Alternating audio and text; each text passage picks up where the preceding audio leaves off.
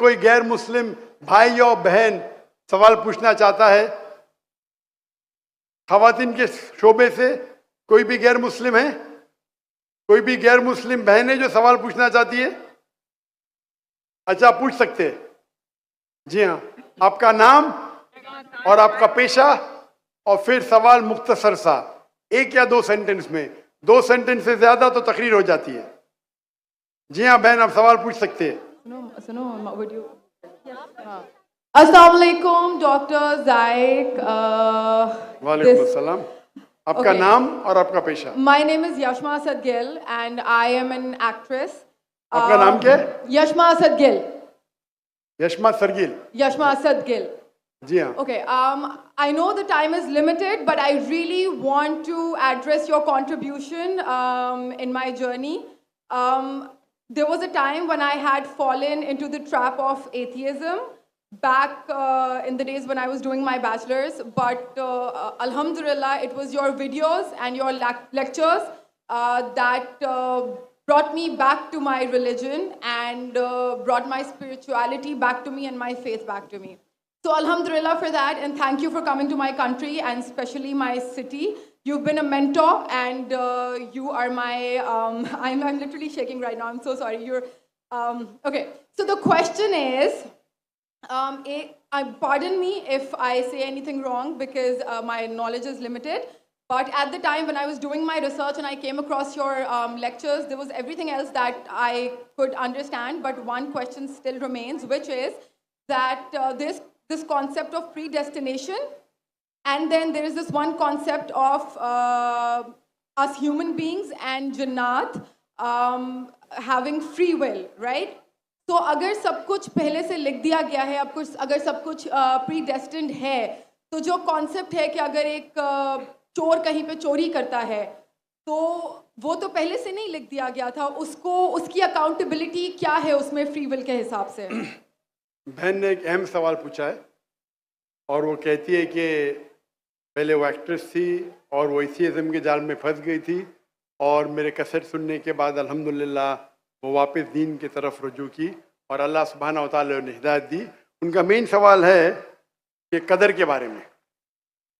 मैं आपको मुबारकबाद देना चाहता हूँ कि आप एक फिल्म इंडस्ट्री से वापस सही रास्ते पे आए। बहुत मुश्किल है, अगर मीडिया के जाल में फंस जाते तो निकलना मुश्किल है, लेकिन अल्लाह ताला काफ़ी लोग को हिदायत दे रहा है। आपको भी अल्लाह ने हिदायत दी। जहाँ तक ये सवाल है, उनका सवाल है कदर के बारे में, अबाउट डेस्टिनी, फ्री विल, कि अगर अल्लाह सुब्हानहू व तआला ने मेरे तकदीर में लिखा कि मैं शराब पीऊँगा और मैं शराब पीता हूँ, तो कौन जिम्मेदार? अल्लाह। ये सवाल बहुत कॉमन है, लेकिन अक्सर मुसलमान घबराते पूछने के लिए, क्या कोई फतवा न दे दे मुझे, मैं काफिर हूँ।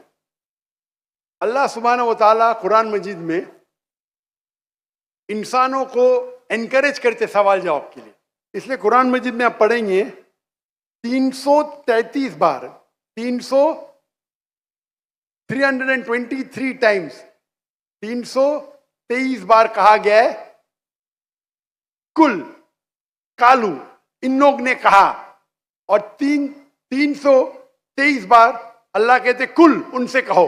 यानी कुरान मजीद की एक क्वेश्चन आंसर बुक है। 323 टाइम्स पूछा गया कि ये क्या सवाल है, अल्लाह बोलता है कुल, कहो कुल। उनने पूछा अल्लाह कौन है, कुल वल्लाहु अहद। तो ये कुल जो है, सवाल करना कोई बुरी बात नहीं, लेकिन ये सवाल बहुत कॉमन है कि हम तकदीर में मानते हैं, ये हमारा ईमान है। तो अल्लाह ताला अगर तकदीर में लिखा कि मैं मर्डर करूंगा, मैं किसका कत्ल करूंगा और मैं कत्ल करता हूं, तो कौन जिम्मेदार? अल्लाह। नऊज़ुबिल्लाह। अगर लिखा है मेरे तकदीर में कि मैं शराब पीऊंगा और मैं शराब पीता हूं, कौन जिम्मेदार? अल्लाह। नऊज़ुबिल्लाह। इसका जवाब ये है कि हमें समझना चाहिए तकदीर की क्या मानी है। और ये सवाल जब मैं दावती मैदान में तकरीबन 35 साल पहले शुरू किया, तो ये सवाल मुझे भी बहुत परेशान कर, किसने पूछा नहीं मुझे, अल्लाह की मदद है, अल्लाह की मदद है, जवाब मिलने के बाद ही लोग पूछते हैं। तो पहले चंद साल काफ़ी तहकीक की, लेकिन जवाब कोई किताब में मिली नहीं। जवाब मिला, फिर मैंने उलमा से पूछा सही है, तो उन्होंने बोले माशाल्लाह अच्छा जवाब है, और मैं अभी पेश करूंगा आपके सामने। मैं मिसाल देता हूं कि अगर एक टीचर क्लासरूम में 100 बच्चे को पढ़ा रही है, 1 साल पढ़ाने के बाद इम्तिहान के पहले टीचर बोलती है ये बच्चा एग्जामिनेशन में फर्स्ट क्लास फर्स्ट आएगा, ये बच्चा सेकंड क्लास आएगा, ये बच्चा फेल होएगा। माफ करना, आपको मिसाल बोल रहा हूं, कल मिसाल है आपके लिए। और एग्जामिनेशन के बाद ये सही निकलता है, ये बच्चा फर्स्ट क्लास फर्स्ट आता है, ये बच्चा सेकंड क्लास, ये बच्चा फेल होता है। मेरा सवाल है कि जो बच्चा फेल हुआ वो बोल सकता है कि टीचर ने प्रिडिक्ट की, क्योंकि टीचर ने प्रिडिक्ट की क्या मैं फेल होऊंगा इसलिए मैं फेल हो गया। क्या वो बोल सकता है ऐसा? हाँ क्या नहीं? हाँ क्या नहीं? नहीं। टीचर देखती थी कि ये बच्चा स्टूडियस है, बराबर होमवर्क करता है, ज़हीन है, ये बच्चा एवरेज है, ये बच्चा हॉकी खेलता था, क्लास में भी नहीं आता था, पिक्चर देखता था। तो टीचर ने देख के प्रिडिक्ट की, और टीचर अक्सर सही होती है, लेकिन इंसान है, गलती भी हो सकती। इसी तरीके से अल्लाह सुब्हाना व ताला एक इंसान नहीं है, अल्लाह के पास इल्मे गैब है। अल्लाह को पहले ही पता है आप क्या डिसीजन लेने वाले हैं। मिसाल के तौर पे एक शख्स आता है चौराहे पे, वो 4 में से एक सड़क को चुन सकता है, नंबर 1 सड़क, नंबर 2 सड़क, नंबर 3, नंबर 4। वो चुनता है नंबर 2 सड़क। चॉइस किसकी? चॉइस किसकी? इंसान की। हाँ क्या नहीं? हाँ क्या नहीं? लेकिन अल्लाह सुब्हानहू व तआला को इल्मे गैब है कि 5 तारीख को अक्टूबर के रात को 1 बजे, 1:15 बजे ये चौराहे पे आएगा, उसके पास 4 चॉइस थे, सड़क नंबर 1, सड़क नंबर 2, सड़क नंबर 3, सड़क नंबर 4। अल्लाह ताला जानते कि ये सड़क नंबर 2 चुनेगा, तो अल्लाह ताला लिख देते तकदीर में पहले ही कि ये इंसान 5 अक्टूबर की रात को 1 बजे, 1:15 बजे सड़क नंबर 2 पे चुनेगा। तो सड़क नंबर 2 किसने चुना? अल्लाह ने या क्या इंसान ने? अल्लाह ने चुना या इंसान ने चुना? इंसान ने चुना। तो कौन जिम्मेदार, अल्लाह या इंसान? अल्लाह या इंसान? इंसान। वो आगे जाता है और 3 सड़क आते, सड़क ए, सड़क बी, सड़क सी। वो चुनता है सड़क ए, अल्लाह ताला जानता है कि वो सड़क ये चुनेगा, लिख देता है। कौन जिम्मेदार? इंसान। अल्लाह जानते हैं कि ग्रेजुएशन पास करने के बाद वो इंसान ईमानदारी से कमा सकता है या चीटिंग करके कमा सकता है। वो चीटिंग करके कमाता है, अल्लाह ताला लिख देते कि ग्रेजुएशन के बाद ये इंसान को ऑप्शन नंबर था ईमानदारी से कमाए, चीटिंग करके कमाए। वो चीटिंग करके कमाएगा, एडवांस में लिखते। तो इससे हमें जाहिर होता है कि अल्लाह चुन रहा है कौन? इंसान। लेकिन अल्लाह ताला के पास इल्मे गैब है, तो अल्लाह ताला इसीलिए लिख रहे हैं क्योंकि वो जानते हैं कि वो इंसान ये गलत काम करेंगे। ये नहीं कि अल्लाह लिखते हैं और वो इंसान गलत काम करता है, क्योंकि वो इंसान गलत काम करने वाला है, अल्लाह जानते हैं, अल्लाह एडवांस में लिखते। तो कौन जिम्मेदार? इंसान। तो अल्लाह के पास इल्मे गैब है, और अल्लाह सुब्हाना व ताला कभी गलती नहीं करते। अल्लाह ने आपको इख्तियार दिया कि आप चोरी करके जिंदगी बसर कर सकते या ईमानदारी से। आप ईमानदारी से करते, अल्लाह ताला लिख देते क्या ये इंसान ईमानदारी से जिंदगी बसर करेगा। तो कौन जिम्मेदार? इंसान। एक हदीस में आता है कि दुआ तकदीर को बदल सकती है। सही बात है। मिसाल के तौर पे आप जाते हैं एग्जामिनेशन में, आपको पेपर आपका बहुत खराब जाता है, आप जानते हैं मैं फेल होने वाली हूं, आप घर पे आके दुआ करते या अल्लाह मुझे पास कर। अल्लाह सुब्हानहू व तआला को पता है कि आप एग्जामिनेशन में जाने वाले ये तारीख को आप फेल होंगे। अल्लाह को ये भी पता है कि आप घर पे आके दुआ करेंगे। हाँ कि नहीं? अल्लाह को ये भी पता है कि अल्लाह दुआ कबूल करेंगे कि नहीं। अल्लाह दुआ कबूल कर लेता है। तो तकदीर में लिखा है ये लड़की एग्जामिनेशन में जाती है, फेल होने वाली थी, घर पे आके दुआ करती है, अल्लाह ताला दुआ कबूल कर लेता है, उसे पास कर लेता है।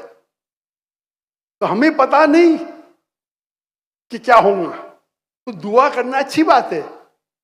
इसीलिए अल्लामा इकबाल फरमाते खुद ही को कर इतना बुलंद कि हर तकदीर के पहले खुदा बंदे से खुद पूछे तेरी रजा क्या है। सुभान अल्लाह। तो तकदीर का मतलब अल्लाह सुब्हाना व ताला ने आपको इख्तियार दिया है, 100% नहीं, 95%, 90। मैं चाहता हूं मैं दुनिया को तबाह कर दूं, अल्लाह ताला नहीं करेगा। लेकिन अल्लाह आपकी चॉइस आपके ऊपर छोड़ा है। आपको हिदायत दी कुरान में और हदीस में, आप फॉलो करो नहीं करो आपके ऊपर है, आपके ऊपर फ्री विल है। लेकिन अगर आप कोई गलती करते आप जिम्मेदार, आप कोई अच्छाई करते आप जिम्मेदार। तो इसीलिए तकदीर के बारे में अल्लाह को इल्म गैब है। तो जो भी गलत काम करते हैं आप करते हैं, अल्लाह ताला आपसे नहीं करवाता। तो ये अगर आप समझ लेंगे तो इंशाअल्लाह आप कुरान मजीद की जो तालीमात पे अमल करेंगे और इंशाअल्लाह आप जन्नत में जाएंगे। Hope that answers the question. जज़ाकल्लाह। एक हमारे नॉन मुस्लिम भाई हैं, वो सवाल पूछना चाह रहे हैं। जी, अपना नाम, प्रोफेशन और जामे और मुख्तसर सवाल पूछिए।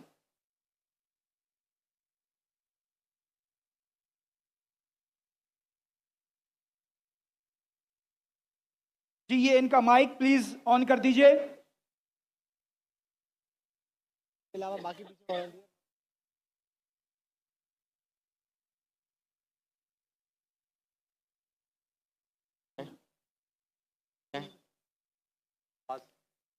अस्सलाम वालेकुम डॉक्टर साहब। जी, मेरा नाम लक्ष्मण है। डॉक्टर साहब, आपने एक मर्तबा भारत में या फिर कहीं अपने बयान में इस प्रकार बताया था कि जो श्रुति और जो स्मृति जो शास्त्र है, तो उसमें से ज़्यादा बेहतरीन वो है कि आप श्रुति जो शास्त्र है उनको फॉलो करें, दैट्स मीन वेदास को फॉलो करें। But I am following Shrimad Bhagavad Gita because जब हमारे मानना है कि जब भगवान श्री कृष्ण आए तो उन्होंने ये बताया कि जो लास्ट जो बुक है वो भगवान का गीत यानी श्रीमद् भगवद गीता है, तो उसको मैं फॉलो करता हूँ। तो आपके मुताबिक जिस तरीके से आप कहते हैं कि नहीं आप वेदास को फॉलो करें, तो मेरा आपसे ये क्वेश्चन है कि आप भी जैसे एज अ मुस्लिम अब हज़रत मोहम्मद मुस्तफ़ा सल्लल्लाहु अलैहि वसल्लम की जो लास्ट बुक है, जिनका उनका मानना है कि उनके ऊपर वो वही आई हो पूरी दुनिया उम्मत के लिए जो क्या बोले रहमत का वगैरह ये है जो, तो आप कुरान मजीद को फॉलो करते हैं।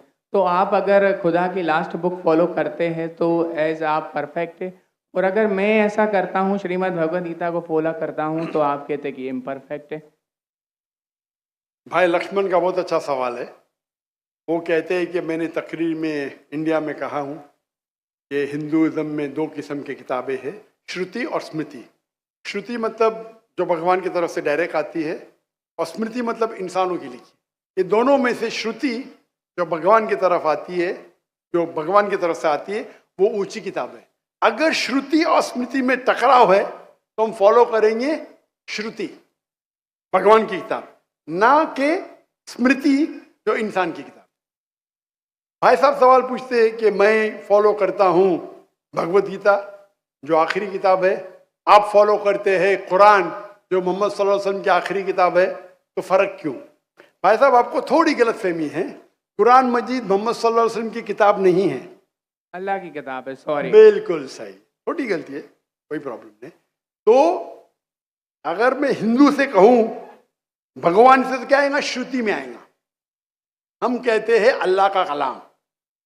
अगर अल्लाह के कलाम और रसूल के बातों में हम कहते हैं हदीस में टकराव है, तो हम फॉलो करेंगे कुरान को। सही अल्लाह के रसूल की किताब हदीस और कुरान में कभी भी टकराव नहीं होगा। लेकिन कभी कभी हदीस ज़ईफ भी होते, मौजू भी होते। अगर टकराव है तो हदीस सही नहीं हो सकती। तो लेकिन कुरान और हदीस दोनों का हमें फॉलो करना चाहिए, लेकिन हायर लेवल पे है कुरान। सर, जिस तरीके से जो स्मृति शास्त्र है, स्मृति का मतलब सिमरन करना, याद करना, ठीक है, जो याद किया हुआ। तो अगर मैं आपके ही परसेप्शन से बात करूँ तो जो कुरान मजीद है वो आप सल्लल्लाहु अलैहि वसल्लम को वही आई, तो वो याद करते थे, फिर वो सुनाते थे। तो आप भी एक तरीके से स्मृति शास्त्र फॉलो करते, ये मेरा क्वेश्चन है। नहीं, हम दोनों को याद करते हैं, हदीस को भी याद करते, कुरान को भी याद करते। लेकिन याद करने में हम जानते हैं कि कुरान मजीद अल्लाह का कलाम है। कई मिसालें, कई प्रूफ है, मैं लेक्चर दिया हूं, is the Quran God's word. याद हम दोनों को करते हैं, याददाश्त से साबित नहीं कर सकेंगे तो सही हो ही नहीं सकती। सही हदीस के भी कोई मुहद्दिस है, वो बोलेंगे मैंने सुना इनसे फलाना से फलाने से फलाने से, फिर जाएगा साहबा इनके पास, फिर जाएगा साहबा के पास, फिर जाएगा अल्लाह के रसूल के पास। उसी तरीके से कुरान मजीद में भी मैंने सीखा मेरे वालिद से, मेरे वालिद ने सीखी उनके उस्ताद से, जाएगा फिर जाएगा साहबा के पास, साहबा से जाएगा अल्लाह के रसूल के पास। आप समझ रहे ना? तो दोनों का याद करने का तरीका सेम है, लेकिन एक है अल्लाह की किताब, एक है रसूल का कहना और रसूल के अमाल, उसे कहते हैं हदीस। तो दोनों में फर्क है, दोनों याद की जाती है। आप समझ रहे ना? समझ रहा हूँ, लेकिन एक है अल्लाह की तरफ से, एक है रसूल की तरफ से। तो सर इसी तरीके से जो हमारी जो किताब है श्रीमद् भगवद गीता, वो भी जैसे आप जो फर्स्ट प्रायोरिटी जो आपकी कुरान मजीद है, तो इसी तरीके से हम भी जो स्मृति में जो परफेक्ट जो वन है उसको श्रीमद् भगवद गीता समझते हैं। जानता हूं मैं, लेकिन आप कोई भी हिंदू स्कॉलर से पीछे उससे पूछिए श्रुति ऊंची है क्या स्मृति, वो कहेंगे श्रुति। भगवद गीता जैसे सर श्रुति शास्त्र में भी आ सकता है, क्योंकि अगर वेदास के मुताबिक जो हमारे श्री कृष्ण है वो भगवान के अवतार है, तो भगवान ने जब खुद भगवद गीता को बोला तो वो फिर स्मृति में कैसे काउंट होगा? वो आपके पंडित से पूछिए। भगवद गीता महाभारत का एक पार्ट है। Yes I know, I am the follower Prabhupada. बराबर, आप स्वामी प्रभुपाद की गीता पढ़ चुका हूं मैं, ट्रांसलेशन पढ़ चुका हूं मैं। तो वो भी, और मेरा उनसे जो श्री कृष्ण जो है Shri Krishna mission ISKCON yes, उनसे मेरा 1-to-1 डिस्कशन भी हो चुका। मैं डिस्कशन कहता हूँ, हम डिबेट करो, मुझे कोई प्रॉब्लम सॉरी सर, समझे ना? उन्होंने भी माना क्या ये श्रुति है, श्रुति है ना, श्रुति है, सॉरी वो माना स्मृति है। लेकिन क्या कहते स्वामी प्रभुपादा, यस, क्या कहते वो? Bhagavad Gita is the nectar of Veda. Yes, nectar, yes, nectar of Veda मतलब वेद का निचोड़। भाई साहब आप बात करेंगे, मैं बात करेंगे। Sorry sir, sorry. आपने सवाल पूछा जी, मैंने पूछने दिया जी, जवाब मैं दूं या आप दूं? आप देंगे। आप सुनेंगे जरा? जरूर।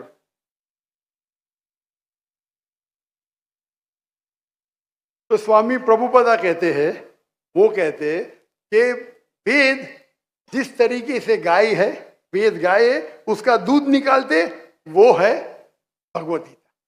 बराबर?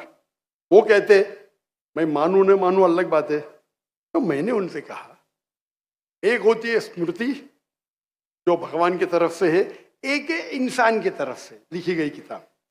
भगवान से लिखी गई किताब का निचोड़ एक इंसान लिखे तो क्या भगवान की किताब से अच्छा हो सकता है? और जवाब है नहीं, बिल्कुल नहीं हो सकता। अगर भगवान की किताब कुरान मजीद है, एक इंसान उसको समराइज करके लिखेगा, कोई भी तर्जुमा कुरान का 1% भी नहीं है। तो तर्जुमा है वो इंसान की तरफ से। Quran is the most untranslatable book in the world, क्योंकि कुरान इतनी महान किताब है। इंसान जब तर्जुमा करता है, कोशिश करता है कि उसका ग्लिम्स दे, तो कोई भी ये नहीं कह सकता है कुरान का तर्जुमा कुरान से बेहतर है, हो ही नहीं सकता है। तो जब मेरा बहस हुआ, इस्कॉन बोला डॉक्टर साहब आप बिल्कुल सही कहते, लेकिन ये हमारा मानना है। तो मैंने उनसे कहा अगर वेद कॉन्ट्रडिक्ट करे भगवत किसमें मानेंगे? वेद में ही मानना चाहिए आपको। कॉन्ट्रडिक्ट नहीं किया तो अलग बात है, आप समझ रहे? तो वेद इज द हाईएस्ट बुक, सबसे ऊंची बुक वेद है।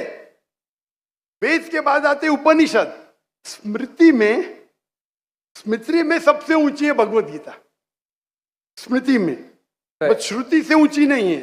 अगर कुछ लोग मानते हैं श्रुति से ऊंची, वो उनकी गलतफहमी है, मैं क्या करूं? आप समझ रहे ना? अगर कोई गलतफहमी से मानता है, मैं क्या करूं? ये है हिंदू स्कॉलर्स का कहना, मेरा कहना नहीं।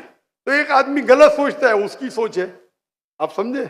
बट चाहे श्रुति में मानो, भगवत गीता में मानो या वेद में मानो, भगवत गीता में भी लिखा है चैप्टर नंबर 6 वर्स नंबर 20 में, दोज मैं कहता हूं बाद में आप देख लीजिए। अच्छा बोले। Those who are entangled with material things, they worship demigods. Chapter number 7, verse number 18, 19, 20. खोल के देख लीजिए। आपके प्रभुदा की ट्रांसलेशन है ये।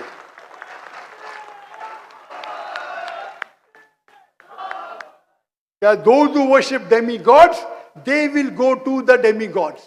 They are materialistic people. और ये वर्ड materialistic ट्रांसलेशन है स्वामी प्रभुदा का संस्कृत से। तेरा सर ये चैप्टर नंबर 9 है, सॉरी, वर्स नंबर 25, यान्ति देवाव्रतान वो नहीं, आप चैप्टर नंबर 7 देखिए। आप क्यों 9 खोल रहे? आपको 7 और 9 में फर्क लगता है क्या? ये अच्छी बात है, मैं 7 कोट कर रहा हूँ, 9 में जा रहे।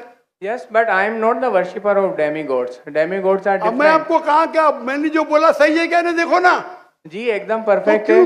क्यों आप लोग को दूसरी जगह लेके जा रहे? नहीं सर, भाई साहब लक्ष्मण भाई, कम से कम हक का साथ तो दो।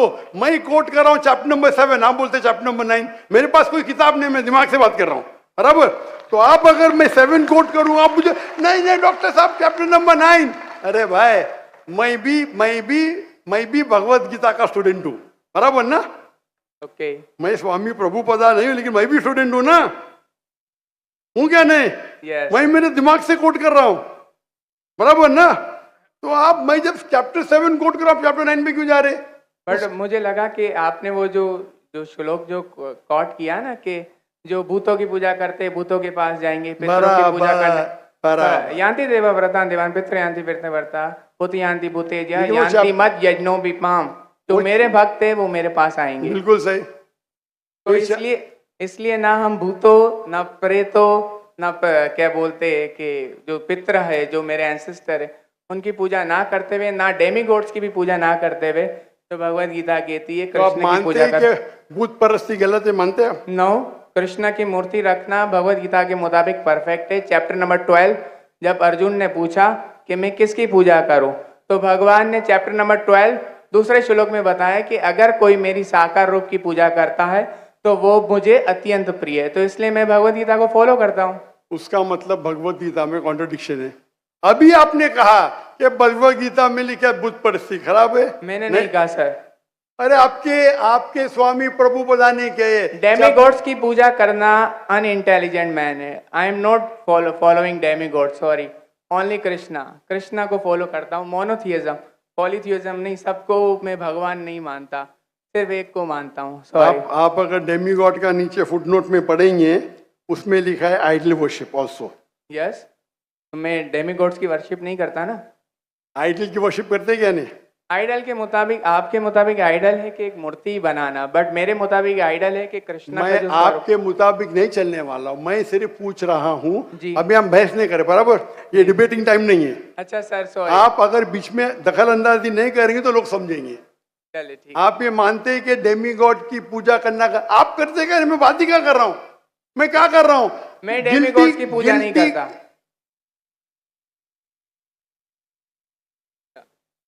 भाई साहब, मैंने आपको मौका दिया सवाल पूछने का, जी सर। आप मुझसे डिबेट करना चाहते क्या? सर। तो ये रूल को तोड़ना सच अच्छी बात है। आप हमारे रूल को तोड़े क्या नहीं? नहीं सर, अभी आप बोले मैं सुनूंगा। तोड़े क्या? हाँ क्या नहीं? तोड़े क्या नहीं? और मैं तो माशाल्लाह सब्र कर रहा हूँ, क्योंकि मेरा गैर मुस्लिम भाई मेरे सामने खड़ा है, मेरा हिंदू भाई सामने खड़ा। मुसलमान होता वही बात, मुसलमान होता था ना, मैं बोलता था हट जा भाई, क्योंकि तुम मेरे गेस्ट ऑफ ऑनर है। मैं सब्र कर रहा हूँ, मैं आपकी इज्जत कर रहा हूँ, लेकिन इज्जत करने का मतलब नहीं कि आप सब लोग का टाइम, हजारों लोग है इधर, बराबर ना? मैं तो खाली वेद के बारे में कह रहा हूँ, मैं कह रहा हूँ भगवत गीता के बारे में। अगर भगवत गीता और वेद में टकराव है, वेद में लिखा है Shvetashvatara Upanishad chapter number 4 verse number 19, ना तस्र प्रतिमास्ति। Yajurveda chapter number 32 verse number 3, ना तस्र प्रतिमास्ति। प्रतिमा मीन्स अक्स, ट्रांसलेट करेंगे तो हो जाता है फोटोग्राफ, पेंटिंग, आइडल, स्टैच्यू। ना तस्र प्रतिमास्ति, वो खुदा, वो भगवान की कोई प्रतिमा नहीं, कोई फोटोग्राफ नहीं, कोई पेंटिंग नहीं, कोई पिक्चर नहीं, कोई आइडल नहीं, कोई स्कल्पचर नहीं। अभी मैं कोट कर रहा हूं वेदा। अगर वेदा और भगवत गीता में टकराव है तो हिंदू मजहब के हिसाब से आपको फॉलो करना चाहिए वेदा। आप नहीं करते, मैं क्या करता हूं? मैं जबरदस्ती नहीं कर सकता हूं। जी सर, मैं भगवत गीता फॉलो करता हूं। करो ना, आपको जिसको फॉलो करने का करो, लेकिन मैं तो आपको बोल सकता हूँ ना क्या मैं जानता हूँ इल्म के बारे में। समझ गया। आपको भगवत गीता को फॉलो करने का है, स्वामी प्रभुदा को फॉलो करने का है, स्वामी प्रभुदा को पूछने का है। मैं थोड़ी रोक सकता हूँ, मैं खाली कह सकता हूँ क्या ये आपके किताब में लिखा है, आपको फॉलो करने का फॉलो करो, मत करने का मत करो। क्योंकि कुरान में लिखा है ला इकराहा फिद्दीन, दीन में कभी भी किसके साथ जबरदस्ती नहीं कर सकते। मैं आपसे बात कर सकता हूँ, माने तो अच्छी बात, नहीं माने तो मैं कहूँगा नो प्रॉब्लम, मैं आपसे झगड़ा नहीं करूँगा, बराबर ना। Thank you. आप जाके फिर से तहकीक करो, चलिए सर। बराबर ना। आपके मेरा क्राइटेरिया क्या है, कोई मुझसे डिबेट करना चाहता है तो मेरे टक्कर का लेकर आओ। लोग बोलेंगे अरे बच्चे से डिबेट कर रहा है जाकिर, मेरी भी इज्जत है ना भाई, है क्या नहीं मेरी इज्जत। आपको मैंने सुना है। अभी फिर से बात कर रहे हैं आप, फिर से बात कर रहे हैं। मैं आपके श्री श्री रविशंकर, श्री श्री रविशंकर, लाखों लोग उनको भगवान मानते हैं, पता है आपको? नहीं आप नहीं मानते, आप तो मानते नहीं भाई, आप तो कृष्ण के भक्त है। जी सर। किसके भक्त है? कृष्ण, परम पुरुषोत्तम भगवान श्री कृष्ण। कृष्ण के भक्त है। लेकिन मैंने डिबेट किया श्री श्री रविशंकर, हजारों लोग उसको भगवान मानते। उनने कहा मैंने 4 साल की उम्र में भगवत गीता को रट दिया। मेरे डिबेट में एक श्लोक ने बोली भगवत गीता के बारे में, 4 साल की उम्र में बाय मेमोरी। तो मेरा कहना यह है, आप अगर चाहते हैं मेरे से कोई डिबेट करे तो मेरा मजमा 10 लाख का है, कम से कम 2% तो लेके आओ, 20,000। आपके हिंदू में से कोई भी 20,000 इकट्ठा कर सकता है और मुझसे डिबेट करना चाहता मैं करूंगा। No sir. 20,000 वन सिटिंग, बराबर। और कई हिंदू है, आपके जग्गी वासुदेव, आपके रामदेव बाबा, आपके श्री श्री रविशंकर, उनको $1 मिलियन देंगे तो भी नहीं डिबेट करेंगे मेरे साथ। वो तो भूल चूक से कर लिए श्री श्री रविशंकर ने और पछता रहे। मैं आपसे डिबेट करूंगा तो लोग बोलेंगे बच्चे से डिबेट कर रहा है। No sir. आप समझे ना। लेकिन मेरी इल्तिजा है कि आप कुरान मजीद भी पढ़िए। आपके स्वामी प्रभुपाद बोलते ना कुरान पढ़ना हराम है, नहीं बोलते ना? नहीं बोलते सर। माशा। तो मेरी इल्तिजा है, मेरी रिक्वेस्ट है, मेरी ख्वाहिश है मेरे भाई से, छोटे भाई से, कि कम से कम आप कुरान मजीद का तर्जुमा पढ़ो। उसको मानना जरूरी नहीं है, नो, बराबर ना। ठीक है। अब इतने घंटे आपने दिए, मैंने आपको टाइम दिया, मेरी एक रिक्वेस्ट है, खुले दिल से कुरान मजीद पढ़ो। उसके बाद कोई मजबूरी नहीं मानना है मत मानो। आपको कोई, जिस तरीके से मैंने भगवत गीता पढ़ा, यस, एक बार नहीं कई बार, और सबसे ज्यादा पसंद मुझे स्वामी प्रभुपदा की भगवत गीता, इस्कॉन की है। धन्यवाद सर। बराबर ना। Thank you. तो आप तो कम से कम एक बार पढ़ो कुरान मजीद। इंशाल्लाह जरूर पढ़ूंगा। इंशाल्लाह मैं उसका इंतजार करूंगा इंशाल्लाह। Thank you. जज़ाकल्लाह, अल्लाह आपको हिदायत दे। जज़ाकल्लाह। जज़ाकल्लाह। एक मिनट। कोई और भाई जो नॉन मुस्लिम, अगर कोई भाई सवाल करना चाहें?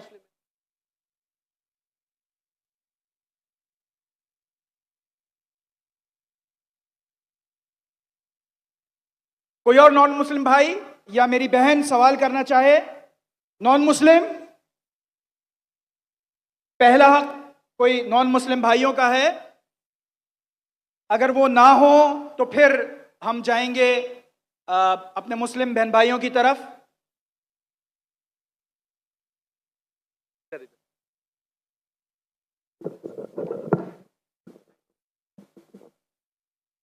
Assalamu alaikum. My name is Abdul Basit Rind.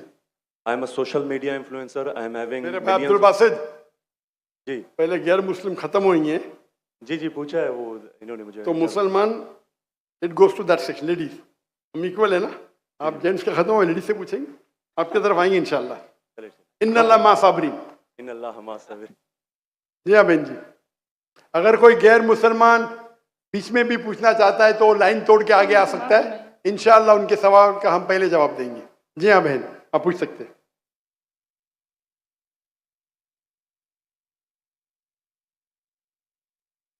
अस्सलाम वालेकुम sir.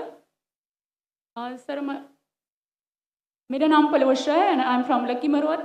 And sir first of all अल्हम्दुलिल्लाह and thank you so much कि आपने मौका दिया है क्वेश्चन का। सर मैं जिस जगह से बिलोंग करती हूँ सर, वहाँ पे, पार्डन माई उर्दू प्लीज़, मैं पश्तो स्पीकिंग हूँ सर। तो मैं जहाँ से बिलोंग करती हूँ वहाँ पे sir complete Islamic religious society है। वहाँ ख़वातीन घर से बाहर बिला ज़रूरत नहीं जाती सर। वहाँ पे औरतें जो हैं वो घरों में रहती हैं एंड मर्द कोई नमाज नहीं कज़ा करते। और हर शब जुमा को जो तबलीग जमात के या जितने भी दावा होते हैं, दावत इल्लल्लाह के रास्ते में निकले हुए लोगों का बयान होता है हर शब जुमा को, तो सर वहाँ पे जाते हैं। रिसेंटली एक बहुत बड़ा तबलीग इज्तिमा भी हो गया सर वहाँ पे। और हमारे इलाके में तमाम लोग बहुत रिलीजियस और यानी उनका सोशल कंडक्ट जो है वो भी रिलीजियस बेस पे है। बट सर मेरा क्वेश्चन यहाँ पे ये है कि आपके विस्डम के मद्देनज़र, यानी अकॉर्डिंग टू यूर विस्डम, क्या रीज़न हो सकती है कि सर वहाँ पे drug addiction, adultery, paedophiles and different जैसे सूद और इस तरह के बुराइयां जड़ पा चुकी हैं। एंड सर वहाँ पे जो, अच्छा सर एक मुझे आपके बयान के बीच में एक सवाल मेरे माइंड में आया, वो भी साथ ही पूछ लेती हूँ। एक सवाल पूछिए बहन जी। Okay sir. और शॉर्ट सर तो आप रीजन क्या बता सकते हैं कि वहाँ पे सोसाइटी क्यों कोलैप्स हो रही है एंड हमारे उलमा इनको कॉल आउट क्यों नहीं करते, स्पेसिफिकली पीडोफाइल्स को? इनका सवाल है कि उनके माशरे में जहाँ से वो आती है वो ख़वातीन बहुत इस्लामिक ख़वातीन हैं, वो घर के बाहर ज़रूरत के बिना बाहर नहीं निकलती। मैं भी घर के बाहर ज़रूरत के बिना नहीं निकलता हूँ, और मर्द को भी घर के बाहर ज़रूरत के बिना नहीं निकलना चाहिए। हाँ कि नहीं? आप निकलते ज़रूरत के बिना बाहर? कोई निकलता है? यहाँ भी नहीं निकलते माशाअल्लाह। आपका सवाल है कि आपके माशरे में माशाअल्लाह बहुत इस्लामिक है, इज्तिमा होता है, लेकिन वहाँ पीडोफाइल, अगर मैं सही सुना हूँ, बहुत कॉमन है। Exactly sir. और आपने कहा कि जिना भी कॉमन है। जिना सर अभी होता जा रहा है, बढ़ता जा रहा है। एंड स्पेसिफिकली पीडोफाइल्स जो कि बच्चों को मैनिपुलेट कर लेते हैं और वो फिर उन बच्चों को, वो जब बड़े होते हैं तो अगेन ये साइकिल चलता जा रहा है सर। ये बहुत बड़ा गुनाह है जो वहाँ होता है। बहन जी आपके कोई सवाल में तकरार है। आप कहते मेरा माशरा इस्लामिक है, फिर बोलते पीडोफाइल है। सर ये कह रही हूँ कि वही पीडोफाइल्स सुनिए मस्जिदों में भाई जाते हैं, भाई वही बहन पीडोफाइल्स। आपने सवाल पूछा, अब जरा आप खामोश रहेंगी? आपने सवाल खत्म हो गया ना? मेरा जवाब सुनना चाहती क्या नहीं आप? जी सर। आप सुनना चाहती क्या नहीं? जी सर। तो आपका सवाल खत्म। सर अभी मेरा जवाब सुनिए। आपने जो सवाल किया मेरे हिसाब से कॉन्ट्रडिक्शन है। आपने कहा मेरा माशरा बहुत इस्लामिक है और मेरे माशरे में पीडोफाइल है, दोनों में टकरार है। कोई भी इस्लामिक माहौल में पीडोफाइल हो ही नहीं सकता। इधर आपका पहला पार्ट गलत है या दूसरा पार्ट? ये मुमकिन ही नहीं है। बहुत इस्लामिक को चोरी कर रहा है, मुमकिन ही नहीं है। आपको मानना पड़ेगा आपके सवाल में खता है, पहले बार या दूसरे बार। हाँ क्या नहीं? सिंपल। मेरा माशरा बहुत इस्लामिक है, पीडोफाइल है। पीडोफाइल मतलब बच्चों के साथ जिना करना। हो ही नहीं सकता है। कौन से इस्लामिक किताब में लिखा हुआ है? कुरान मजीद में लिखा है। कौन सा चैप्टर है, कौन सा वैसे का पीडोफाइल करना चाहिए? कौन से हदीस में लिखा है? आपका ये कहना या पहले बार गलत है, दूसरे बार, दोनों बात तो सही। इसीलिए आपके सवाल में तकरार है। आपको ये कहना चाहिए कि मेरे माशरा समझता है बहुत इस्लामिक है तो मानूंगा। ये बोलना इस्लामिक है, खवातीन बाहर निकलते नहीं जरूरत के बिना, और आदमी लोग निकलते बाहर जरूरत के बिना, ये तो प्रॉब्लम है। क्या जरूरत है? पीडोफिलिया। इसीलिए कभी भी किसी पे इल्जाम लगाने के पहले 10 बार सोचो। अगर ये आप अल्लाह के दरबार में सवाल करेंगे आप तो फंस जाएंगे मेरे बहन। आपको माफी मांगना चाहिए कि आपका सवाल गलत है। सर मेरा यही सवाल है कि वहाँ पे यही रिलीजियस लोग बहन जी आपको पहला कबूल करने पड़ेगा मेरा सवाल। अगर आप कबूल नहीं करेंगे तो मेरा जवाब खत्म। ओके सर, मेरे सवाल की नौयत गलत है। नौयत गलत नहीं, सवाल गलत है, आप गलत है। आप ये इल्जाम लगा रहे आपके माशरे पे। पहला कहते इस्लामिक है, फिर कहते पीडोफिलिया। दोनों गलत है। दोनों में से एक तो सही रहेगा या एक गलत रहेगा। दिस इज कॉल्ड, ये क्या होता है, आप मीडिया को सुन सुन के रिपीट करते हैं। दोनों तो सही हो ही नहीं सकता है। अगर दोनों सही है तो कुरान में गलती है ना, उस बिल्ला किधर कुरान में लिखेला का बच्चों लोग के साथ जिना करो। तो बहुत से बार ये मीडिया में काम है, इल्जाम लगाओ, सवाल पूछो, कुछ भी दो। कुरान मजीद में लिखा है सूरह हुजुरात में, सूरह नंबर 49 आयत नंबर 6, जब भी कोई इंफॉर्मेशन आता है आप तहकीक करो उसे दोहराने के पहले। आप सारे मजमे में दोहरा रहे हैं, हजारों का मजमा है, 20,000 25,000, और आप ये कह रहे हैं मेरा इस्लामिक माशरा है, फिर कोई पीडोफिलिया है, अने आप इस्लाम पे तोहमत लगा रहे मेरी बहन, और आप माफी भी नहीं मांग रहे। ये होता है, गलती बोलने के बाद भी माफी मांगने को होता है नहीं। और can we have the next question? दूसरा सवाल।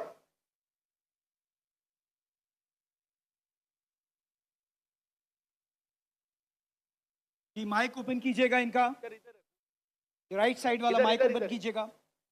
वो कह रहे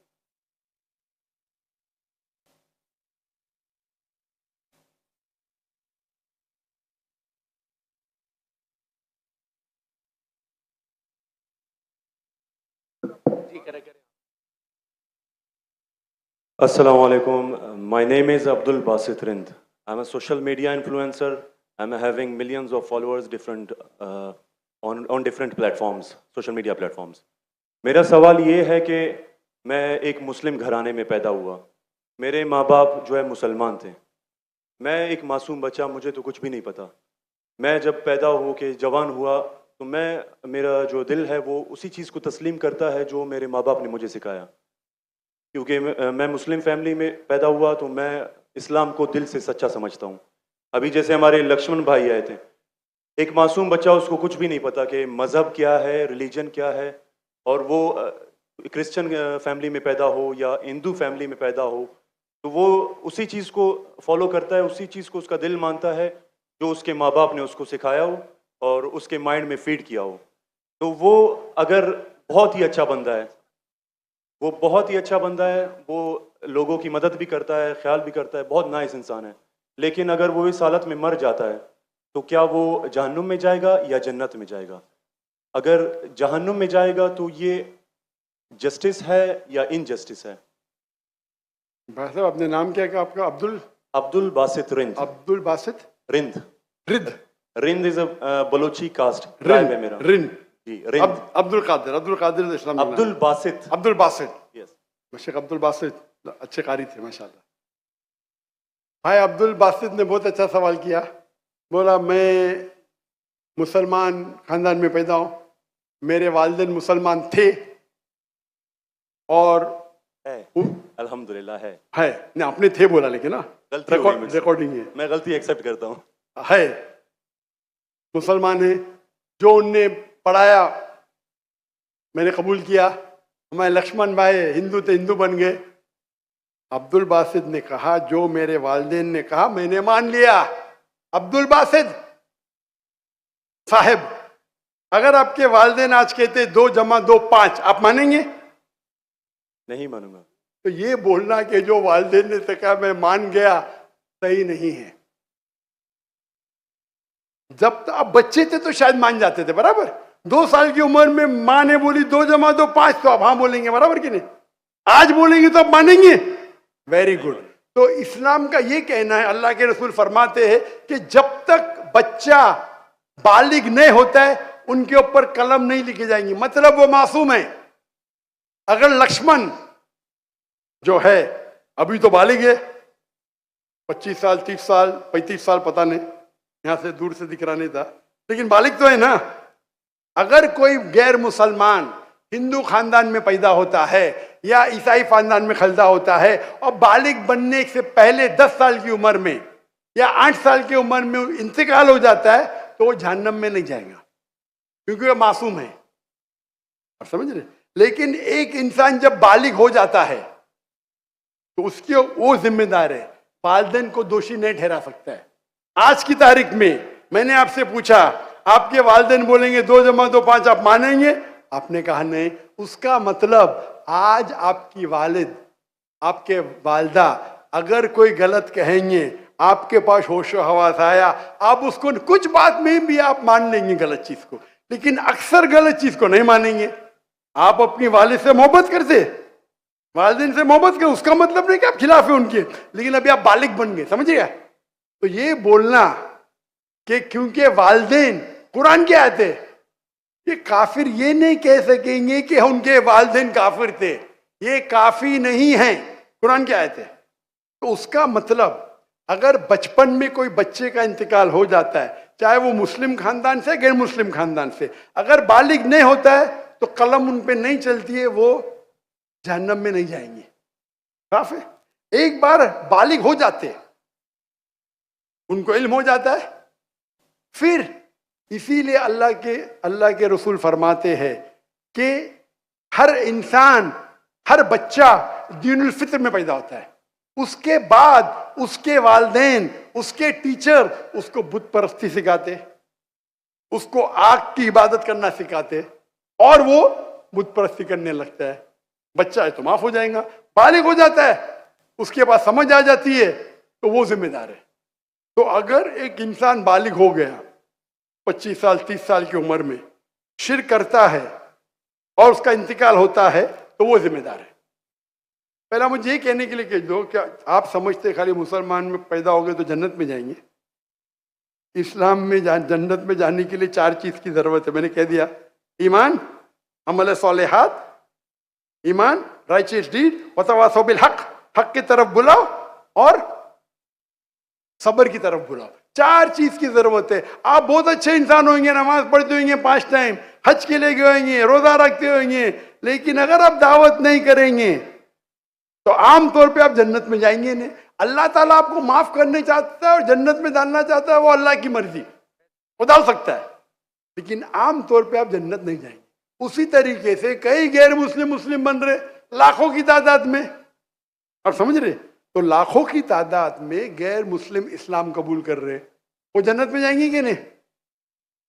सर सवाल जी जाएंगे कि नहीं? बिल्कुल जाएंगे। और एक आदमी आज अगर इस्लाम कबूल करता है, अल्लाह ताला के रसूल फरमाते हैं उसके सब गुनाह माफ। तो आपसे अच्छा मेरे से अच्छा हो गया ना? हम कितने भी अच्छे गुनाह तो थोड़े करते होंगे छोटे मोटे।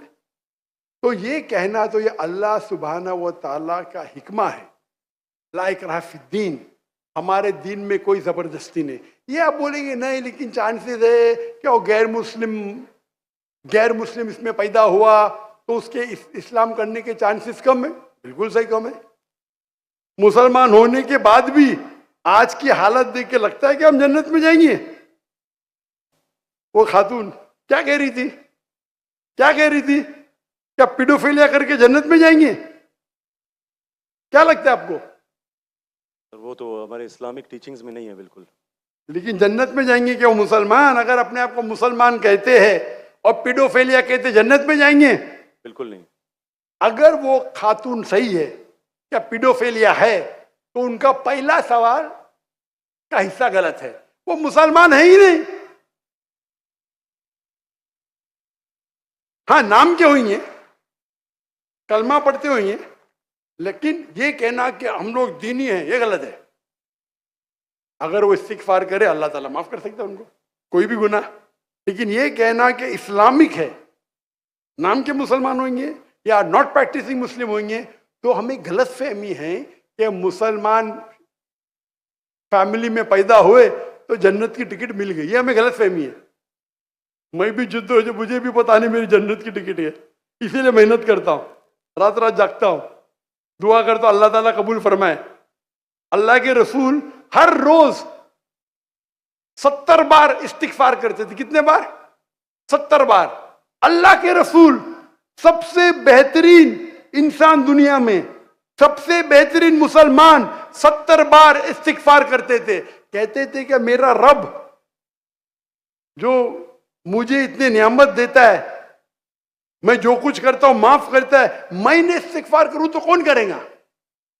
तो ये आज के हमारे माशरे में गलत फहमी है कि हम मुसलमान हैं तो बस जन्नत की टिकट मिल गई हमें, हम दुआ करते अल्लाह ताला में माफ करे।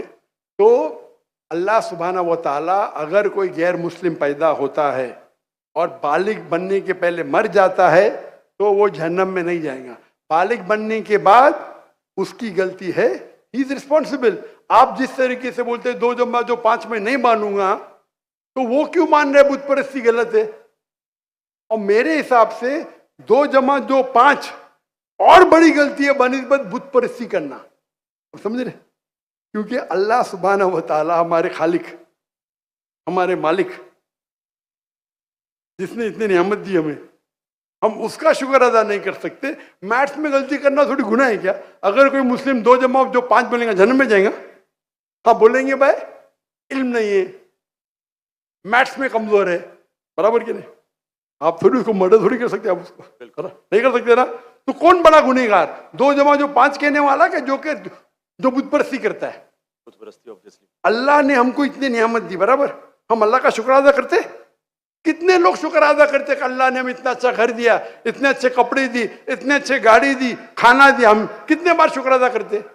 कितने बार हम शुक्र अदा करते? पानी पीना, अगर कुछ दिनों के लिए 2-3 हफ्ते के लिए पानी नहीं मिला मर जाएंगे, कितने बार शुक्र अदा करते?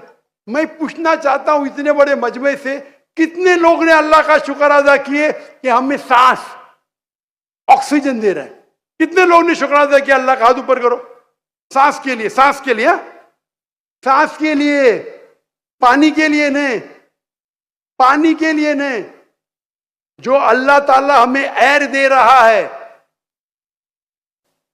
ताकि हम जी सके, आधे घंटे के लिए हमें हवा नहीं मिलेंगे मर जाएंगे, कितने लोग ने शुक्र अदा किया अल्लाह का सांस के लिए? 4-5% है माशाअल्लाह। शायद आपने मेरा लेक्चर सुने, आपने लेक्चर सुने थे what is the purpose of life? कौन लोग ने सुने मेरा लेक्चर आज के पहले? What is the purpose of life? हाथ ऊपर करो। माशाअल्लाह, उससे बड़ी तादाद है। मतलब आपने अगर लेक्चर सुने तो लेक्चर में बोलता हूं मैं, यहां जरा वक्त की किल्लत थी तो लेक्चर के बाद बोल रहा हूं मैं। जो सांस लेते उसका तो शुक्र अदा करना चाहिए। तो हम कितने नाशुक्र अदा है, हम कितने एहसान फरामोश है। अल्लाह ताला फरमाते जब अल्लाह ताला आपके सारे मुश्किलात दूर करता है, अल्लाह को भूल जाते, मुश्किल में आते फिरते अल्लाह को याद करते। तो रिगार्डिंग अ क्वेश्चन, अगर आप गैर मुस्लिम बालिग हो जाता है, होने के बाद उसे माफ़ी नहीं, होने के पहले माफ़ी है। सर ये मैं आई एम लकी कि मैं मुस्लिम फैमिली में पैदा हुआ, मुझे ये सारी बातें पता चली। लेकिन बराबरी में अगर कोई क्रिश्चियन फैमिली में पैदा हो जाता है तो ये उसकी तो गलती नहीं है कि वो उस फैमिली में पैदा हुआ, उसके लिए तो ज्यादा भाई मुश्किल साहब, है। आपने मेरा सवाल का जवाब सुने क्या नहीं सुने? जी जी बिल्कुल सुना, बिल्कुल मैंने जवाब दिया क्या नहीं इसका? सर लेकिन मतलब पैदा होने पे तो उसका हक नहीं है, वो मुस्लिम में भी पैदा हो सकता है और उसमें भी। आपने मेरा जवाब सुने कि नहीं सुने? सुना है, बिल्कुल मैंने आपका सवाल का जवाब दिया कि नहीं? दिया है, बिल्कुल। तो दिया तो फिर से क्यों दोहरा रहे? मैंने साफ कह चुका हूं, मुसलमान फैमिली में पैदा होना जन्नत की टिकट नहीं है, और गैर मुसलमान फैमिली में पैदा होना जहन्नम की टिकट नहीं है। लेकिन उसके लिए ज्यादा मुश्किल होगा ना, जो क्रिश्चियन होगा उसके आपको लिए। लगता है, आपको लगता है, क्योंकि आपको गलत फहमी है कि मैं 100% जन्नत में जाऊंगा। मुझे तो, मैं मेहनत क्यों कर रहा हूं, क्यों मैं दुनिया भर घूम रहा हूं, क्यों? अल्लाह के रसूल फरमाते जो ला इलाहा इल्लल्लाह मोहम्मद रसूलुल्लाह कहता है वो जन्नत में जाएगा। लेकिन कलमा पे अमल तो करना चाहिए। हम जो मुसलमान के हालात देख रहे, मुझे लगता तो नहीं है। बिल्कुल नहीं। आप समझ रहे मेरे जवाब को? जी मैं समझ रहा हूँ, बिल्कुल। हम 25% है, कितना? 25%, 2 बिलियन। 2 बिलियन कितने अरब होते? 2 अरब, 2 अरब, 2 अरब, अरब तो बहुत है यहाँ। तो ये हमारी गलत फहमी है, हम गलत फहमी के शिकार है कि हम जन्नत में जाएंगे। हम कह रहे थे इंशाअल्लाह अल्लाह हमारे गुनाह को माफ करेगा तो इंशाअल्लाह जन्नत में जाएंगे इंशाअल्लाह। तो ये अल्लाह सुब्हानहू व तआला का फरमाते कुरान मजीद में, कोई भी काफिर अल्लाह के जस्टिस को डिनाई नहीं करेगा। ये नहीं कहेगा कि मेरे से नाइंसाफ, जिस तरीके से आप बोल रहे हो, वो कहेगा अल्लाह ताला मुझे और एक मौका दे दे। अल्लाह बोलेंगे खत्म हो गया टाइम, इस दुनिया में बहुत मौके दिए, बराबर ना? बहुत से लेक्चर मिले, हो सकता है जाकिर नायक का लेक्चर सुना। अभी मेरे लेक्चर सुनने के बाद लक्ष्मण मेरे लेक्चर सुनने के बाद बुत परस्ती कंटिन्यू करेगा, आप उसे दोषी ठहराएंगे कि नहीं? बिल्कुल आपने लॉजिकल बताया कि अगर वो आखिरत में बोलेगा अल्लाह ताला मुझे पता ही नहीं था बुत परस्ती गलत है, अरे मैं तो स्वामी प्रभुपदा की बात माना, वो डॉक्टर साहब की बात ने माना, फंस जाएगा कि नहीं? और आपको शायद पता नहीं, डॉक्टर जाकिर नाइक की बात आज की तारीख में करोड़ों गैर मुस्लिम सुनते हैं, करोड़ों, सुभान अल्हम्दुलिल्लाह। तो अगर मेरी बात है, मैंने कहता हूं कि मैं बहुत महान हूं, मैं छोटा सा दाई हूं, अल्लाह से फरमाता हूं, तो हमारा ये फर्ज है जो भी गैर मुस्लिम मिले उनको बोलो। आपने कितने गैर मुस्लिम को दावत दी? आप यूट्यूब इन्फ्लुएंसर है, मैं आपकी जाती जिंदगी में जाना नहीं चाहता हूं। यूट्यूब इन्फ्लुएंसर अच्छे भी होते हैं, खराब भी होते हैं, इस्लामिक भी होते हैं, गैर इस्लामिक भी होते हैं। मेरा अब भी यूट्यूबर से ये चैट हुआ था, पॉडकास्ट, बराबर ना? तो ये चीज है कि आप देखना चाहिए, आप यूट्यूबर, मैं भी यूट्यूबर इन्फ्लुएंसर हूँ। आपके कितने मिलियन है फेसबुक पे? टिकटॉक पे 3.7 मिलियन है। टिकटॉक तो मुझे बैन कर दिया क्योंकि मैंने मेरे चाइनीज भाइयों की तरफ से क्या, तो मुझे बैन नहीं कर दिया। तो एक अपने गवर्नर साहब के बेटे, मेरे बेटे, उनके बेटे ने परसों मेरी वीडियो ली, पॉडकास्ट ली, बोले वाह अब्बा 1.5 मिलियन पहुंच गया, मॉर्निंग में आउट। बोले अरे काट दिए क्यों?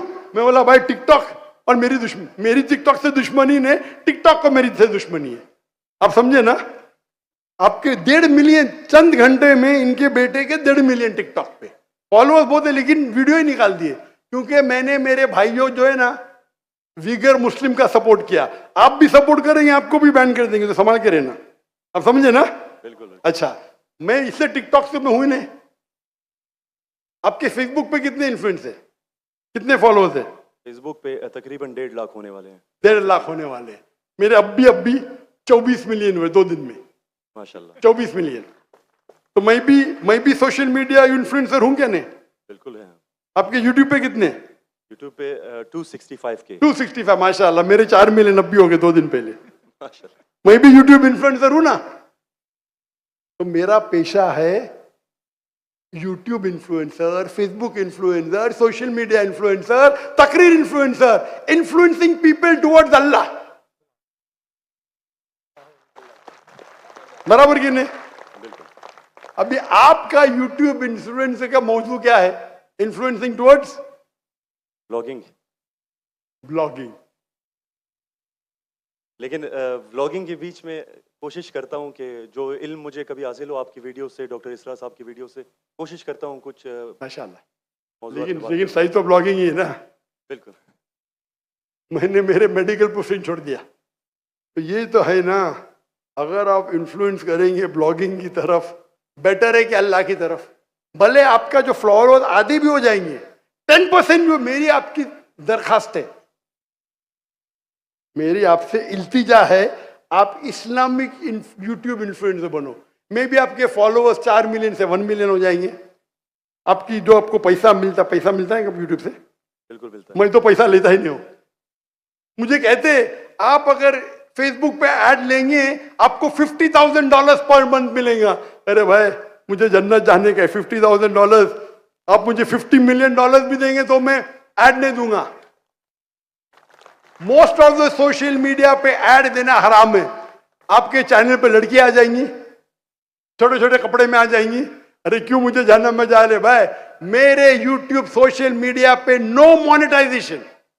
कभी कभी किसने स्ट्राइक किया, अगर मैं ऑडियो इस्तेमाल किया विद परमिशन, उसके मैनेजर को पता नहीं तो कभी ऐड आ जाती, गलती से ऐड आ जाती।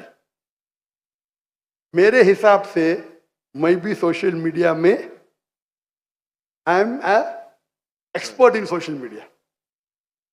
No blogging, only logging towards अल्लाह।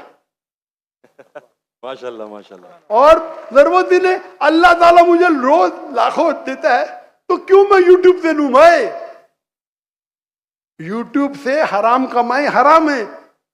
यूट्यूब के ऐड से अगर आप कमाते हैं, वो ऐड में लड़कियां आ जाएंगी, म्यूजिक आ जाएंगी, ये आ जाएगा वो, आप उसको में भी आप अल्कोहल ऐड को बैन करेंगे। लड़कियां तो बैन नहीं कर सकते ना? कर सकते क्या? नहीं कर सकते। अपने माशरे में पीडोफिलिया फैलेगा इसके वजह से। आप समझ रहे ना? हर इंसान समझता मैं तो इस्लामिक हूं, कमाने का, यूट्यूब इन्फ्लुएंसिंग बहुत कम, कमाना तो छोड़ दो, मैं कमा सकता हूं, 24 मिलियन फॉलोअर्स है, बराबर ना। मेरे इसमें कोई भी मेरी कॉपी कर सकता है फ्री में। मेरे यूट्यूब के जरिए कितने लोग $10,000 $50,000 पर मंथ कमाते। थंबनेल पे क्या डालते, फोटो डाल देते लड़की का, मेरे इसके पर 5 लाख, उसके इस पे 2 मिलियन। मैं सवाब कमाऊंगा ना, वो क्या कमाएगा, पैसा और नर्क। मैं बोला नो कॉपीराइट, पैसा तू कमा भाई, मुझे अजर कमाने दे। मैं अगर हिट करूंगा ना, उसका पैसा मेरे पास आ जाएगा, बराबर कि नहीं। मैं बोलता हूं नो कॉपीराइट। जाकिर नाइक, ऐश्वर्या राय, ये ऐश्वर्या राय कौन है, गूगल करूंगा, अरे बॉलीवुड की एक्ट्रेस है, मुझे क्या पता, समझे ना। मेरा वीडियो लेते हैं, लेकिन मैं क्या बोलता हूं, मेरे वीडियो के ऊपर शैडो बैन, शैडो बैन पता है आपको ना, शैडो बैन है। मैं बोला भाई काम करो, पैसा कमाओ, मुझे सवाब मिलने दो। मैं रील्स करता हूं, मेरा वीडियो पहले 100,000 1 मिलियन, अभी 2,000 3,000, अभी पाकिस्तान में माशाल्लाह बढ़ गया, 1 लाख 2 लाख हो गया, क्योंकि हिट बहुत है। तो मैं बोलता हूं, मैं तुम लोग कमाओ पैसा, मुझे सवाब कमाने दो। We are specialise in social media, हम सोशल मीडिया में स्पेशलाइज्ड है।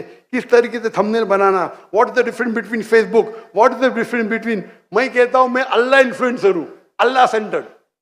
मेरी आपसे इल्तिजा है, मेरी आपसे दरखास्त है, मैं मोहब्बत से मेरे भाई अब्दुल बासित, अल्लाह के तरफ लोग को, अल्लाह ने अगर आपको हुनर दिया है इन्फ्लुएंस करने का, अल्लाह के तरफ इन्फ्लुएंस करो, इंशाअल्लाह आपकी फॉलोइंग डबल ट्रिपल हो जाएंगी इंशाअल्लाह। अल्लाह अगर तो, और अल्लाह ताला आपको रिस्क देगा, जो रिस्क है आपके इसमें आएगा, कौन निकाल नहीं सकता है, अल्लाह देखता है हराम का रिस्क है हलाल का रिस्क। आप समझते हैं कि आप ऐड बंद कर जाएंगी तो रिस्क बंद हो जाएंगी, ऐड बंद करो रिस्क डबल हो जाएंगी इंशाअल्लाह। अल्लाह ताला के बहुत से दरवाजे खुलेंगे। आप बोले आप मुझसे इन्फ्लुएंस हुए, बिल्कुल सही, टोटल इन्फ्लुएंस नहीं हुए। अगर टोटल इन्फ्लुएंस होते थे तो इंशाअल्लाह आप डॉक्टर इसरार अहमद से इन्फ्लुएंस थे। आप अगर डॉक्टर इसरार अहमद को बोलेंगे ब्लॉगिंग कर रहा हूं, खुश होंगे वो? बिल्कुल भी नहीं। येट अल्लाह आपको हिदायत दे, अल्लाह आपको अजर दे, आप अच्छा काम कर रहे हैं इंशाअल्लाह। खाली थोड़ा ट्विस्ट लेके आइए। तो जिसने मेरा पॉडकास्ट किया, जो भी किया है, मैं उसको भी हिदायत दी, नहीं डॉक्टर साहब मैंने भी नया चैनल इस्तेमाल किया, अच्छी बात है, करो भाई। एक दिन में 1.2 मिलियन, एक दिन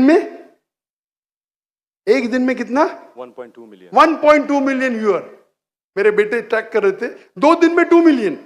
अब भी पॉडकास्ट लिया, मलेशिया आए थे मेरे पास लेने के लिए, हाँ लो भाई चलो भाई, पाकिस्तानी है, मोहब्बत करते हैं अल्हम्दुलिल्लाह। अभी 5 मिलियन के ऊपर हो गया एक हफ्ते में, एक दिन में 1.2 मिलियन। जी मैंने वो वीडियो देखी है। अच्छी है क्या, अच्छा लग रहा है 1.2 मिलियन एक दिन में, 24 घंटे से कम, अच्छा है कि नहीं? मैंने खुद यही सोचा था कि आपका अकाउंट जो है शैडो बैन है, क्योंकि दूसरों को इतने व्यूज मिल रहे हैं, आपको उतने। हाँ नहीं, मेरा चैनल बैंड है, मैं नहीं बैंड हूँ। टिकटॉक पे मैं बैंड हूँ, टिकटॉक पे पूरा बैंड, क्योंकि मैं, मेरे भाई जो है ना चाइना में, मेरे लिए दिल उनका है। टिकटॉक बैन करेगा क्या फर्क पड़ता है, अल्लाह मुझे बैन नहीं करना चाहिए, बराबर ना? बराबर। मैं बात नहीं करना चाहता हूं हमारे देश के, मुसलमान देश के, जब प्राइम मिनिस्टर से पूछते विगर मुस्लिम के बारे में, हमको पता ही नहीं। अरे कैसा पता नहीं आप अगर मुसलमान देश के प्राइम मिनिस्टर है, आपसे पूछा जाता है विगर मुस्लिम के बारे में, आपको बोलता पता ही नहीं। क्या हो गया हमारे माशरे को? अगर हमारे भाई विगर मुस्लिम, उन पे जुल्म हो रहा है, आप बोलते पता ही नहीं। जब मैं डंकी की चोट पे उनको सपोर्ट किया मलेशिया में, टिकटॉक पे बैन नहीं करते किसको, पता है ना? जाकिर नाइक को। तो मेरा गर्व से, अच्छा माशाअल्लाह, शैतान ने मुझे बैन किया, अल्हम्दुलिल्लाह। वहां के दरवाजे बंद तो यहाँ के दरवाजे खुले। अल्लाह ताला टेस्ट करता है आपको, अल्लाह ताला इम्तिहान लेता है, आपकी इम्तिहान लेता है, भाई मैं टेस्ट करूंगा आपको क्या करने का। अल्लाह सेंटर्ड बनो, लोग को अल्लाह की तरफ लेके आओ, अल्लाह इन्फ्लुएंसर बनो, इंशाअल्लाह दुनिया में फायदा होगा कि नहीं होगा, आखिरत में तो आपकी जन्नत confirm. Question. Thank you so much, thank you जी, बहुत शुक्रिया। ये सेंटर से मैं दरख्वास्त करूंगा, सेंटर में अगर माइक मौजूद है तो इनको मौका दिया जाए। इससे पहले मैं एक पर्स मेरे पास आया, उमर सुफियान है कोई जिनका ये पर्स हो, ये निशानी बता के सिक्योरिटी वालों से कलेक्ट कर लें प्लीज़। सेंटर से मैं दरख्वास्त करूंगा, सेंटर में अगर कोई नॉन मुस्लिम भाई हैं तो पहले उनका हक है, वो सवाल करेंगे। अस्सलाम वालेकुम sir, my name is Mohammad Ismail and I am a student. Sir मेरा ये सवाल था कि कुरान में आता है कि दो लोगों के लिए कत्ल की सज़ा सुनाई गई है, एक जो फसाद फिल अर्द करे और दूसरा जो किसी का कत्ल करे। लेकिन जब हम अहादीस का मुआयना करते हैं तो हमें एक दूसरी टाइप भी मिलती है कि जो मर्द और औरत शादीशुदा जिना करें तो उनके लिए भी कत्ल की सज़ा है। तो हमें किस चीज़ को मानना चाहिए?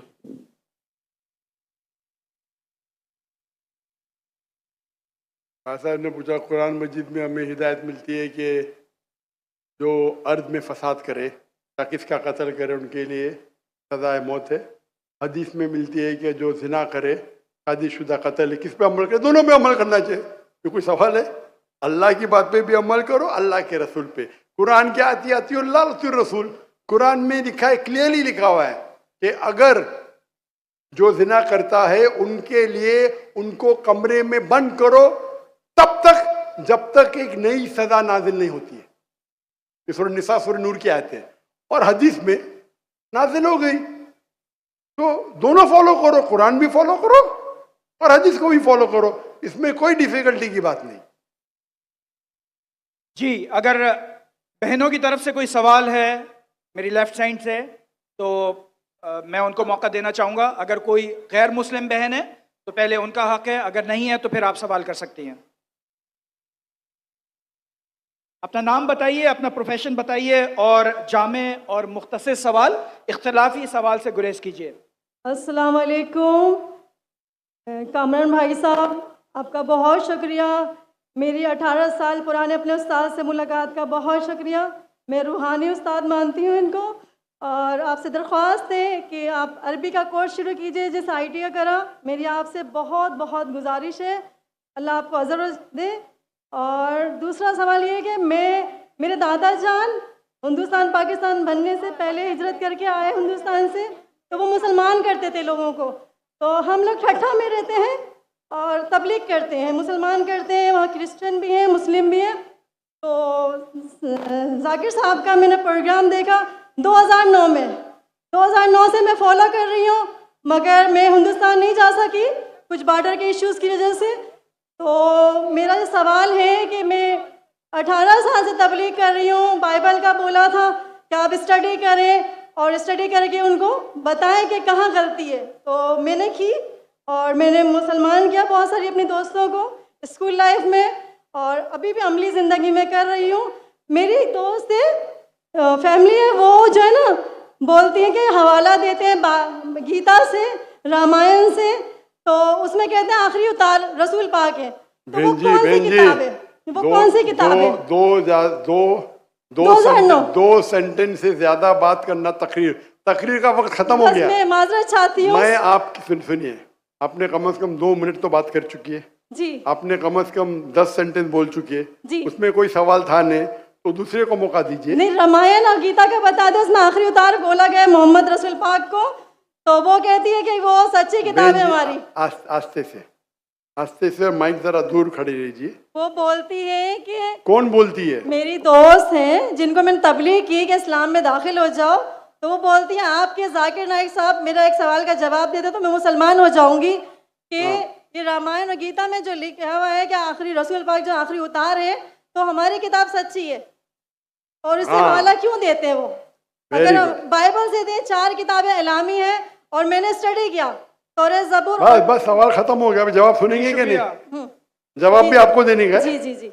अब सवाल छोटा सा, इतने छोटे सवाल के लिए आप 10 सेंटेंस आगे 10 सेंटेंस पीछे, लोग को सवाल ही घूम जाता है। सवाल छोटा सा। मेरी हिंदू दोस्त कहती है, हिंदू सहेली कहती है कि जाकिर नाइक कहते हैं हिंदू किताब में अल्लाह के रसूल मोहम्मद सल्लल्लाहु अलैहि वसल्लम का जिक्र है तो मेरी किताब सही है। बराबर ना? मैटर खत्म। अभी जवाब देता हूं मैं। अगर कोई हिंदू कहता है कि अगर मेरी हिंदू किताब में मोहम्मद सल्लल्लाहु अलैहि वसल्लम का जिक्र है और मेरी हिंदू किताब सही है, तो आपको कहना चाहिए आपकी किताब इस पोर्शन जिसमें लिखा है कि मोहम्मद सल्लल्लाहु अलैहि वसल्लम आखिरी पैगंबर, वो 100% सही है। एक मैथमेटिक्स की किताब में 4 इक्वेशन है, एक में लिखा है 2 जमा 2 4, दूसरे जगह लिखेला 3 जमा 3 6, तीसरे जगह लिखेला 4 जमा 4 10। तो क्या तीनों चीज सही है? 2 चीज सही है, 1 चीज गलत है, बराबर? हाँ कि नहीं?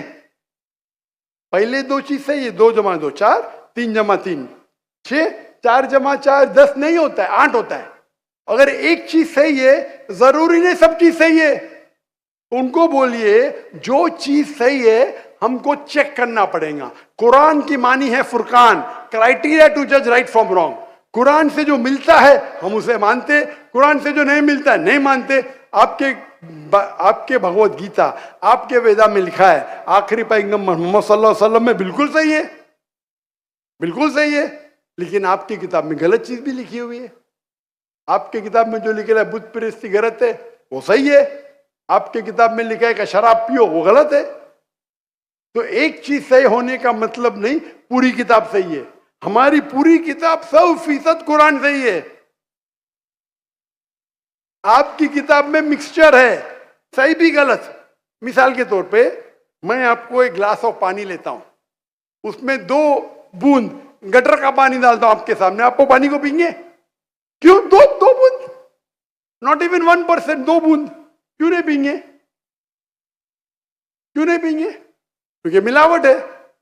तो अल्लाह की किताब जो वाहिद किताब है, अल्लाह ताला फरमाते सूरह राद में सूरह नंबर 3 आयत नंबर 38 में अल्लाह ताला फरमाते वकुल नजलिन किताब, हर दौर में हम किताब नाजिल करेंगे। 4 किताब का जिक्र है कुरान मजीद में, तौरा, ज़बूर, इंजील और कुरान। लेकिन अल्लाह ताला ने कई और किताब नाजिल की। मिसाल के तौर पे सूफ़ इब्राहिम, कई किताबें नाम से हम नहीं जानते, लेकिन सारे किताब उस वक्त के लिए थे, उस दौर के लिए थे। और अल्लाह ताला क्योंकि वो किताब क़यामत तक सही नहीं रहेंगी, अल्लाह ताला ने वादा नहीं किया कि उसे हम महफूज रखेंगे। जहाँ कुरान मजीद का सवाल है, अल्लाह ताला फरमाते सूरह हिजर में सूरह नंबर 15 आयत नंबर 9 में, हमने कुरान मजीद नाजिल किया, हम उसकी हिफाजत करेंगे। तो ये किताब में कोई गलती नहीं, 100% प्योर है। आपकी सहेली को कहो ये 100% की किताब की तरफ आओ जो सही है, और इंशाअल्लाह आपको निजात मिलेंगी। Last two questions. अगर कोई कोई गैर मुस्लिम भाई हैं तो पहले उनका हक है, कोई अगर मौजूद हैं। हाँ वो मैं बताऊंगा।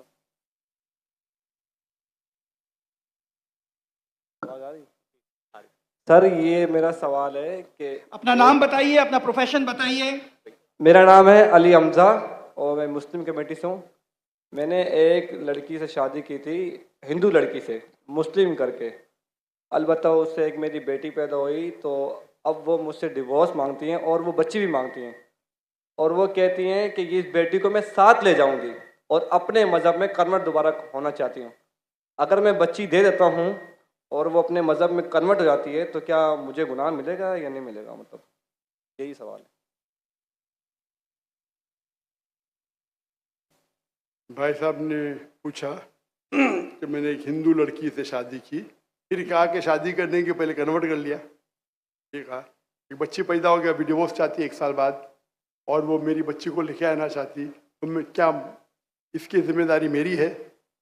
पहले ये पूछना चाहता है, अपने कन्वर्ट सही तरीके से किया, गलत तरीके से किया? सर कन्वर्ट पहले किया, पहले मुस्लिम किया कराची इग्नोरी टाउन से। कन्वर्ट जो किए अपने, मैं कहता हूँ रिवर्ट, सही तरीके से किए या गलत करे थे मैं नहीं जानता हूँ। सही तरीका मतलब सही तालीमात दी कुरान मजीद की, वो असल में कुरान से मुतासिर हुए कि आपसे, आपका नाम क्या है? अली हमजा। अली हमजा, हो सकता है वो अली हमजा के इश्क में कन्वर्ट हो गई, बराबर ना? वो अल्लाह के इश्क में कन्वर्ट होना चाहिए, अल्लाह के रसूल के इश्क में कन्वर्ट होना चाहिए। आपके इश्क में कन्वर्ट हो गई तो मे भी आपकी गलती है। कन्वर्ट करके बच्ची पैदा हो गई, बच्ची को भी लेके जाएंगे टेंपल में, गलती किसकी है अभी? आप बोलिए मुझे, गलती किसकी? हाँ आपकी जय, अब क्यों सवाल पूछ रहे फिर? सर ये सवाल तो ये क्या सवाल ये है, अभी ऑपरेशन हो गया, प्लास्टिक सर्जरी करने पड़ेगा, आप उनको मेरे कसट दिखाओ, मेरे वीडियो दिखाओ।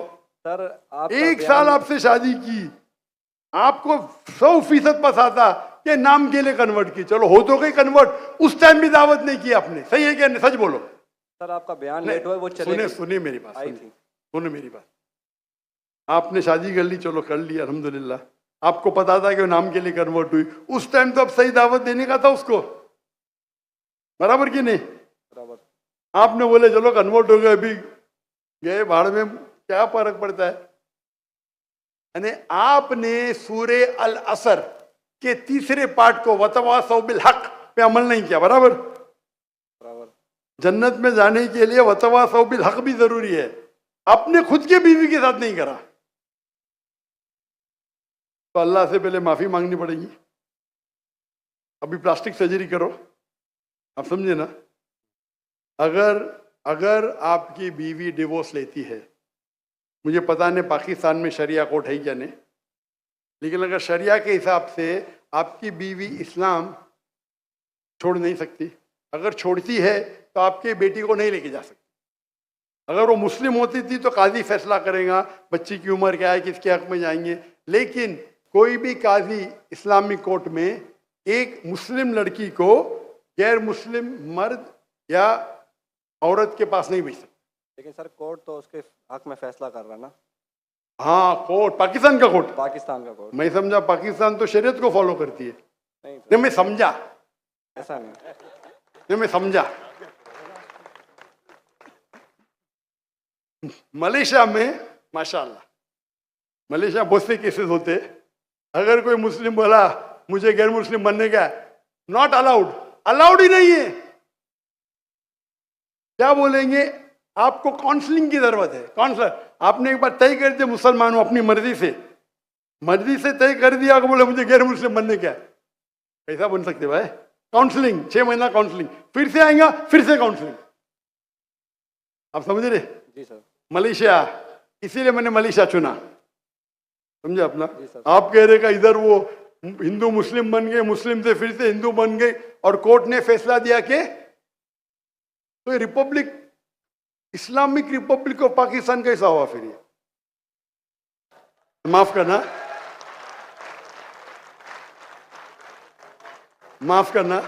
मैं मेहमान हूं गवर्नमेंट का, अगर मेहमान हूं तो हिदायत तो देना चाहिए ना। फिर तो अल्लाह ताला बोलेंगे मेहमान बना दिया लेकिन हिदायत नहीं दी। कुछ हिदायत होती है अकेला देना, जो मैं मिल चुका हूं माशाअल्लाह, अकेला दे चुका हूं, अकेले में बेस्ट है। पब्लिक में सवाल है, बोलना ही पड़ेगा। इस्लामिक अगर है, नाम का है तो छोड़ो, काम का है तो इस्लाम के अंदर इजाजत है ही नहीं। इस्लाम में मुस्लिम बन गए, अपने मर्जी से बने, अपने बंदूक तो नहीं रखा ना उसके सिर पे, बंदूक रखा तो फिर कैंसिल हो सकता है। लाइक मलेशिया में साबित कर दिया कि जबरदस्ती किए तो वापिस बन सकते हैं। बंदूक तो नहीं रखा ना? नहीं सर, बिल्कुल ना, तो खलास। तो आपको जरा करने पड़ेगा।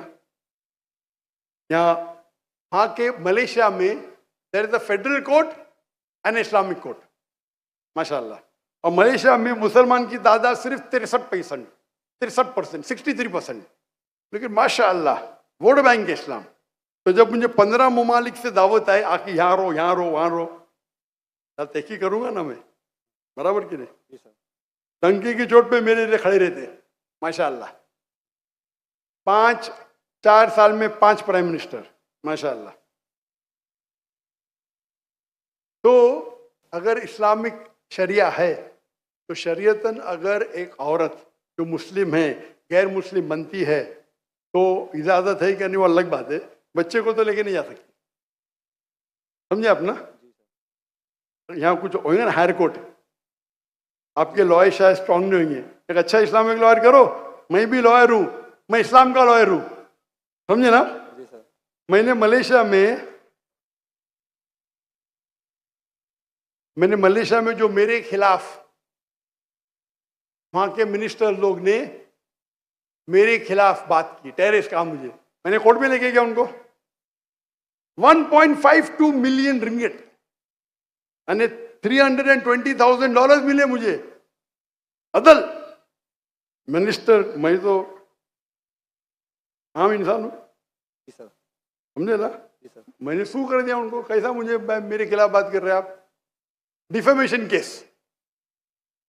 अल्हम्दुलिल्लाह आप भी अच्छे लॉयर करो। मैं तो, मेरे लॉयर अच्छे थे, लेकिन मैं खुद, मेरी माशाअल्लाह कोर्ट के अंदर में खुद मेरे लॉयर बोलते माशाअल्लाह आपने क्या बात की, हमको तो बात करने की जरूरत ही नहीं पड़ी। पहली बार कोर्ट में मैंने बात किया, कमाई मिली $320,000। आप कन्वर्ट करो जरा, कितना होगा? 10 करोड़ रुपया। 10 करोड़ रुपया मिला। सारे पैसे मैं डोनेट कर दिया फलस्तीन की कॉज के लिए, सारे पैसे। दुआ करता हूं कि आपका हलो, दुआ करता हूं कि अल्लाह ताला आपकी मदद करे, आपके और आपके बीवी को हिदायत दे ताकि सही रास्ते पे आ सके। जज़ाकल्लाह। जी लास्ट क्वेश्चन सेंटर से मैं लेना चाहूंगा। लास्ट क्वेश्चन सेंटर से प्लीज। अपना नाम बताइए, अपना प्रोफेशन। अस्सलामु अलैकुम वरहमतुल्लाहि वबरकातुहू। मेरा नाम नुमानुल्लाह है, अपना परफ्यूम बिजनेस है मेरा अल्हम्दुलिल्लाह, और मेडिकल फार्मेसी में भी जॉब करता हूँ। मेरा सवाल कुरान से रिलेटेड है। जैसे कि मुसलमानों का ताल्लुक़ अमूमन रहता है, लेकिन रमज़ान की रातों में थोड़ा माशाल्लाह लेवल थोड़ा ज़्यादा हो जाता है ईमानी, इस वजह से कुरान से ताल्लुक़ भी थोड़ा ज़्यादा हो जाता है। लेकिन जिस तरह डॉक्टर इसरार अहमद साहब ने भाई क्या आप आगे वाले माइक के ऊपर तशरीफ ला सकते हैं ताकि लोग भी आपको देख लें और सवाल भी सही तरीके से हम सुन सकें।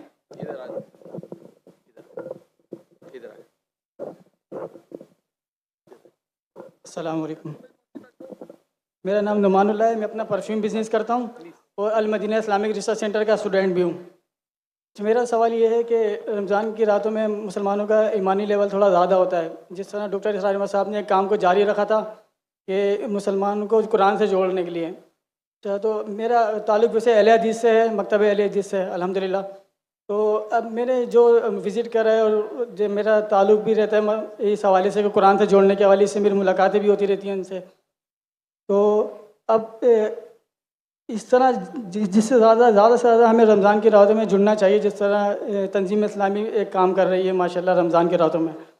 तो तमाम मकातब फ़िक्र को कम से कम रमज़ानुल मुबारक में मुख्तसर सी तशरीह जिस तरह डॉक्टर इसरार ने शुरू करा था। सवाल पूछिए, आपका सवाल क्या है? मेरा सवाल ये है कि लोग ज़्यादा से ज़्यादा तिलावत की तरफ ही जाते रहते हैं, तो किस तरह हम कैसे जोड़ सकते हैं मुसलमानों को? हम एक दाई भी बनना चाहते हैं और हमारे लिए कोई आसान सी रहनुमाई फरमा दें जिस तरह हम फील्ड में भी काम कर सकें और मदारिस में भी काम कर सकें। जज़ाकल्लाह खैर। भाई साहब ने कहा कि किस तरीके से हम मुसलमान को कुरान से जोड़ सके रमज़ान में तिलावत। मैं तो करता हूँ हर रोज़ करना चाहिए। क्यों? रमज़ान में ये ईमानी लेवल थोड़ा ज़्यादा होता है तो थोड़ा टाइम मिल जाता है तरावी के बाद। हम तो ईमान लेवल कम है उस टाइम जोड़ना चाहते हैं। जब ईमान लेवल कम में जोड़ेंगे तो ईमान लेवल हाई में जोड़ने की जरूरत ही नहीं, ऑलरेडी जुड़े रहिए। आपका करने का तरीका मेरा अलग है। भाई साहब आप जरा इधर आए ना। हाँ आप पीछे, यहाँ पीछे भाग रहे, माइक के पीछे, यहाँ भी आप इसके पीछे भाग रहे। आप अहले हदीस से जुड़े, तंजीम इस्लामी से जुड़े, खुद्दमुल कुरान से जुड़े, मैं भी सारे उधर से जुड़ा हूँ। डॉक्टर इसरार साहब का मैं भी फ़ैन हूँ माशाअल्लाह, डॉक्टर इसरार अहमद का फ़ैन हूँ, देवबंद का फ़ैन हूँ माशा, नो प्रॉब्लम अहले हदीस से। लेकिन कॉल इन मेरे मुस्लिम, मैं आपको मुस्लिम कहता हूँ, मैं कुरान से जुड़ा हूँ। आप समझे ना? तो जो आपकी अल्लाह ने जो आपको सहूलियत दी है, एबिलिटी उससे करो। और अगर अल्लाह ने आपको एबिलिटी दी, रोज जोड़ सकते हैं लोग को, तो रमजान के लिए क्यों रुक रहे? बाकी टाइम पे क्या करेंगे? मच्छर मारेंगे? रोज भी जोड़ते हैं वैसे, रोजाना हमारी क्लास चलती है। बोलो कि हर रोज जोड़ने की कोशिश करो। तो ये सवाल कि रमजान में करना सिर्फ ठीक है, अगर आपका कम लेवल है तो रमजान में तो जोड़ो, नो प्रॉब्लम। तो कौन आपको रोक रहा है? असल में बहुत सारी मदारिस में, मस्जिदों में ये काम होता नहीं है। अगर वो शुरू भी करते हैं तो ज़्यादा से ज़्यादा 15 मिनट देते हैं और खुलासे का नाम देते हैं। 15 मिनट में एक आयत की तफसीर भी तकरीबन सही से नहीं हो सकेगी। तो क्या होता है? मतलब मुख्तसर सी तशरीह 2 घंटे, कम से कम 1.5 घंटा, ऐसा बढ़ा के कम से कम रमज़ान पूरा कुरान एक मुख्तसर तर्जुमे से भी जोड़ लें तो काफ़ी लोग जो हैं इनका प्रॉब्लम हमारे मुसलमान इदारे में यही प्रॉब्लम है। मैं ही सही हूँ, आपको बोलना चाहिए मैं भी सही हूं। ये एक सिर्फ यही तरीका है कि कुरान मजीद में लिखा हुआ ये कि आप 2 घंटा करो, लिखा है कुरान मजीद में, क्या हदीस में लिखेला है? क्यों आप जबरदस्ती कर रहे? जो मैं करूं सब लोग करें। अरे आपका इदारा सबसे बेस्ट है दुनिया में क्या? मैं बोलता हूं कि डॉक्टर जाकिर नहीं करे वही करो, कि मैं आपको बोला हूं कि कंपैरेटिव करो, आप करते कंपैरेटिव? आपको याद है बाइबल? आपको मैं बोला आप करो, क्यों जबरदस्ती? आप बोलो ये एक तरीका है, मैं कर रहा हूं, लोग चाहते तो करो। ये प्रॉब्लम हमारे इदारे में यही है, आप मुझे फॉलो करो तो ही सही, नहीं तो गलत है। कभी इसरार अहमद साहब ने ऐसा कहा? आप इसरार अहमद की तालीमात पढ़ो। प्रॉब्लम ये है कि हर इदारा समझता है आप मुझे ही फॉलो करो, ये ही को निकालो, भी में कन्वर्ट करो। मैं कहता हूं मैं भी सही हूं, मेरा भी एक तरीका है दावत का, है क्या नहीं तरीका? आपको फॉलो करने का करो, अल्हम्दुलिल्लाह कुछ तो करो। जरूरी है कि डॉक्टर जाकिर नाइक की बने? कुरान में लिखेला कि डॉक्टर जाकिर नाइक को फॉलो करो? किसको फॉलो करो? अल्लाह के रसूल को फॉलो करो। अल्लाह के रसूल ने कहा कि 2 घंटा पढ़ना चाहिए तरावी के बाद? नहीं। लेकिन हराम ने अच्छी बात है, मैं आपके साथ हूं, लेकिन जबरदस्ती थोपने का है। नहीं 40 दिन जाओ, अरे क्यों 40 दिन जाओ? मुझे जिंदगी भर जाने का है, जबरदस्ती। जाकिर भाई 40 दिन चलो, अरे जिंदगी भर मैंने दे दिया अल्लाह के राह में, दिन दिया रात दिया। किसको 40 दिन जाने के जाओ, किसको 20 दिन जाने के जाओ, किसको 80 दिन जाने के जाओ, 4 महीने जाने के जाओ। भाई मैं तो जिंदगी लगा दी मेरी। तो प्रॉब्लम क्या है? अगर आपको कुछ कुरान और हदीस से मिलता है उसके ऊपर आप जबरदस्ती करते लोग से, या बोलो मेरा एक तरीका है, कुरान में लिखेला तालविला कलिमतिन, आप भी करो, आप भी कोशिश करो, नहीं करो नो प्रॉब्लम। अगर मैं तकरीर में बोलूं भाई डॉक्टर जाकिर नाइक जैसे, आप अगर मैं तकरीर में आते ना भाई, आपको बाइबल कोट करने पड़ेगा 10, नहीं तो एंट्री नहीं। अल्हम्दुलिल्लाह मेरे तकरीर सुन के बहुत से मुसलमान बाइबल कोट करते, पता आपको? आप नहीं करते, अफसोस की बात है। फिर भी मैं आपसे मोहब्बत करता हूं, जज़ाकल्लाह खैर। फिर भी मोहब्बत करता हूं जी। मैं भी आपसे बहुत मोहब्बत करता हूँ। प्रॉब्लम क्या है? आप ऊंचे उलमा को सुनेंगे, डॉक्टर इसरार अहमद को सुनेंगे, उनकी माशाल्लाह वो मेरे घर में मेहमान थे 2004 में तकरीबन, सन बराबर बताने। मैं बहुत मुतासिर हूं उनसे। हमारे कुछ साथी उनसे नाराज थे। मैंने क्या नाराज है भाई, क्या गलत बोल रहे हो? खाली मेरे इदारे से नहीं, मतलब क्या गलत? मैंने साथ दिया उनका, बुलाया उनको, और मैं जानता था वो हनफी है। मैं देखा कि डॉक्टर साहब आप रफ़ीदैन कर रहे?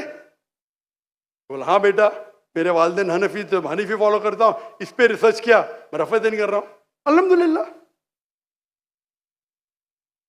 तो ये छोटी छोटी बात में जबरदस्ती, उनने कभी मुझसे जबरदस्ती नहीं की। मुझे कहा बेटा आप क्या करना चाहते? बोला मैं दोनों करना चाहता हूँ, दावा भी डॉक्टर भी। बोला बेटा मैंने 7 साल कोशिश की, नाकामयाब था, एक को चुनो, उनमें माहिर बनो। मैंने डॉक्टरी छोड़ दी और दावत किया। जबरदस्ती थोड़ी की मेरे पे। उनने कहा बेटा अपने जरूरत को कम करो, अपने जरूरत को कम करो, ताकि आप इसके गुलाम ना बने। अगर मैंने, अल्लाह ने मुझे पैसा दिया, मुझे तो रोज रोज चाहिए ही, मुझे रोलेक्स घड़ी चाहिए ही, तो मुझे फिर यूट्यूब से कमाने पड़ेगा। मेरे अखराजात मेरे महीने के $500 है सिर्फ। कितने? $500 काफी है मैं और मेरे बीवी को रहने के लिए, महीने का $500। वो बाकी अखराजात में दावती काम की, मैं प्लेन पे जाता हूँ इकोनॉमी क्लास से, मेरे पैसे से जाता हूँ। $500 वो दावती अखराजात ज्यादा है। मुझे जरूरत ही नहीं यूट्यूब से कमाने की। अल्लाह ताला मेरी झोली में डाल रहा है, करोड़ों रुपए डाल रहा है महीने के। प्रॉब्लम ही क्या है? डाल के टेस्ट कर रहा है मुझे, तुम अल्लाह को पार्टनर बना दिया। मेजोरिटी अल्लाह के राह में, मेजोरिटी। मैं आपसे जबरदस्ती करूंगा, आप भी डालो 51%, क्या बोलेंगे आप? जितनी भी रिश्तेदार होगी मैं तो बोलूंगा। नहीं कब मेरे बेटे के, मेरा मैं बोलता नहीं कितना, 51% आप डालो। मेरी इल्तिजा है भाई, पहले रिच लोग तो डालो। मैं बोलता हूं फर्ज नहीं है, प्रॉब्लम है क्या मैं ही सही हूं, ये मेरा तरीका ही सही है कि रमजान के बाद 2 घंटे तफसीर करना ही चाहिए। अगर कुरान में लिखा तो करेंगे भाई। अरे किसको दुआ करने का है जबरदस्ती? आप करो, अच्छी बात है। मैं डॉक्टर साहब के साथ है, उनने कभी जबरदस्ती नहीं की, से उन्हें जबरदस्ती की नहीं की। आपने कभी तकरीर में सुना अरे बाकी मदारिस नहीं कर रहे मैं ही सही कर रहा हूं? सुने कभी इसरा अहमद को? आप लोग डॉक्टर इसरा अहमद को फॉलो कर रहे, उनको बदनाम कर रहे, क्यों? बदनाम नहीं कर रहे, कहने का मेरे हिसाब से तो बदनाम कर रहे भाई। नहीं, मैं भी उनका स्टूडेंट हूं। नहीं, ऐसा नहीं कर। अरे भाई मैं भी कुरान को कर रहा हूं, मैं तकरीर, मेरे बेटे ने आज तकरीर की, कुरान मजीद को समझ के पढ़ो। ये डॉक्टर साहब का मौजूद था कि नहीं? जी जी उनने कायम की क्या ना इदारा? जी। वो अरबी जबान से बाहर ने खुद सीखा ना, वो कोई दारुल उलूम में गए नहीं ना। नहीं। हमने कोशिश की कि हमारे तीनों बच्चे को बचपन से अरबी सिखाए और अंग्रेजी दोनों। मैं नहीं जानता हूं बच्चे को सिखाया कि नहीं। वो उर्दू पे महारत नहीं रखता है, उसकी महारत है अरबी और अंग्रेजी। बैचलर्स अरबी में करे, अरबी लुगा फुसा है उसकी। मैं जबरदस्ती करूंगा, आप भी करो भाई, मैं मिसाल पैदा करो। हमारा फतवा होना चाहिए मैं भी सही हूं, मैं ही सही हूं नहीं। ये निकाल दो आपके दिमाग में से मैं ही सही हूं।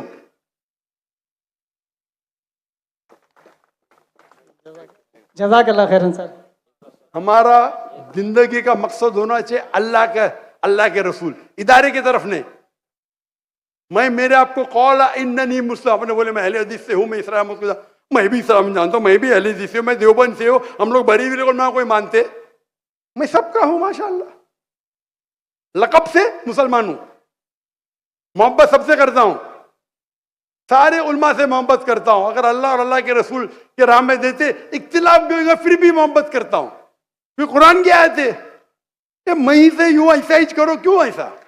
ये पाकिस्तान में बहुत है, हिंदुस्तान में भी है, पाकिस्तान में ज्यादा है। आप हटो जरा, कुरान को पढ़ो। अगर आप कुरान तर्जुमे से पढ़ते, तर्जुमे में लिखा है, ये तर्जुमे में क्या लिखा है? सूरह फुसिलत में सूरा नंबर 41 आयत नंबर 34, अगर आपके दुश्मन आपसे कुछ गलत करते हैं, ईविल करते हैं, उसका बदला अच्छा दो ताकि वो दुश्मन आपका दोस्त बने।